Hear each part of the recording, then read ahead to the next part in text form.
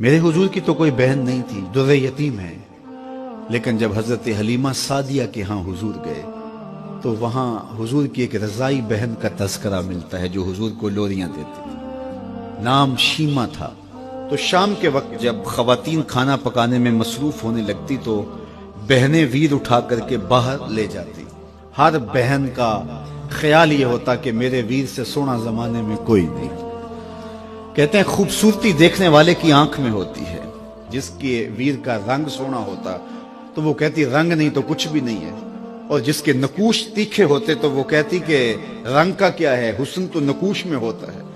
جس کی آنکھیں خوبصورت ہوتی وہ کہتی میرے ویر کی جھیل جیسی آنکھیں تو دیکھو۔ اب یہی بنو سعد کے محلے میں ہوتا، بچیاں اپنے ویر اٹھا کے لے آتی، ایک کہتی میرے ویر ورگا کوئی نہیں، دوسری کہتی میرے ویر جیسا نہیں۔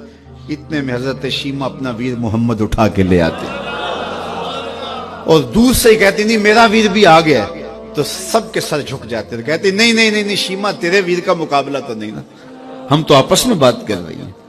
اور پھر جب کسی بہن کے ویر کو متفقہ طور پہ ساری کہہ دیں کہ تیرا ویر ہی سونا ہے تو پھر اس کا فخر تردید نہیں ہوگا، پھر ان کا ذوق آسمان کو چھونے لگتا۔ ابن حشام سیرت کی سب سے پہلی کتاب، اس میں یہ واقعہ لکھا ہے کہ پھر حضرت شیمہ حضور کو اپنی آغوش میں لے کے سمیٹتی اور پھر چومتی اور پھر وہ لوری دیتی، اور وہ لوری کے لفظ بھی لکھے ہیں، ربنا ابک لنا محمدا حتی اراہ یافعا و امردا، اللہ میرے ویر محمد کو سلامت رکھنا۔ آج یہ پالنے میں بچوں کا سردار ہے، کل وہ لمحے آئے جوانوں کا بھی سردار ہو۔ اور پھر جھوم جاتی اور کیا خوشی ان کی دیدنی ہوتی۔ اور پھر وہ منظر بھی آیا کہ حضور علیہ السلام مکے چلے گئے اور یہ جوان ہوئی اور پھر ان کی شادی کسی قبیلے میں ہو گئی۔ آقا کریم نے اعلان نبوت کیا، 13 سال کا وقت کٹا اور پھر حضور مدینہ شریف چلے گئے۔ جب غزوات کا سلسلہ شروع ہوا تو جس قبیلے میں شیمہ کا نکاح ہوا تھا اس قبیلے میں مسلمانوں کے ساتھ ٹکراؤ ہوا تو اللہ نے مسلمانوں کو فتح عطا کر دی۔ تو اس قبیلے کے لوگ قیدی ہو کے حضور علیہ السلام کے غلاموں کے ہاتھوں گرفتار ہیں۔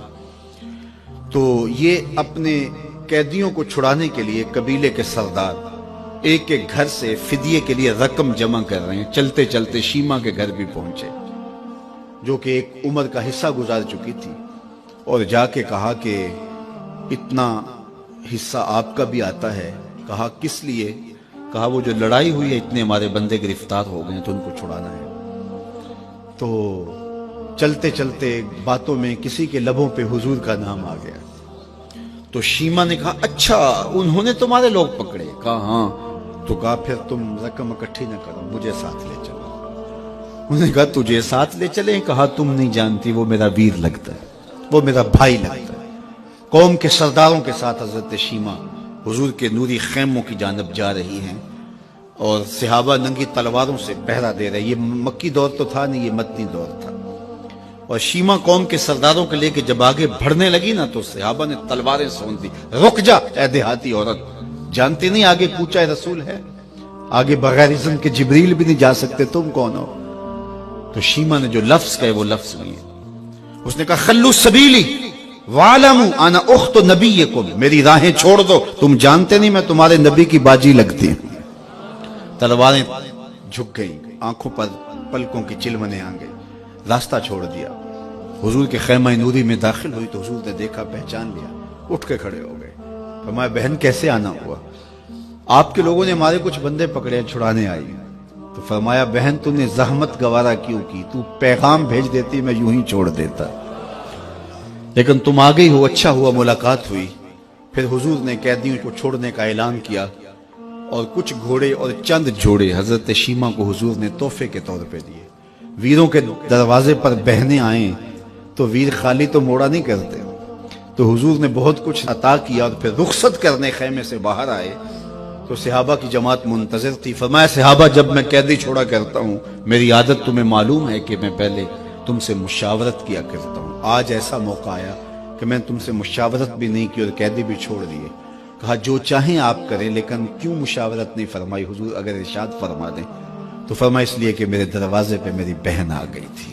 کوئی لاؤ تو صحیح زمانے میں ایسا، کوئی لاؤ تو صحیح زمانے میں یہ جمال اور یہ حسن اور یہ کمال رکھنے والا، تو پھر کیوں نہ ہم اپنی ساری زندگی اس آقا کے نام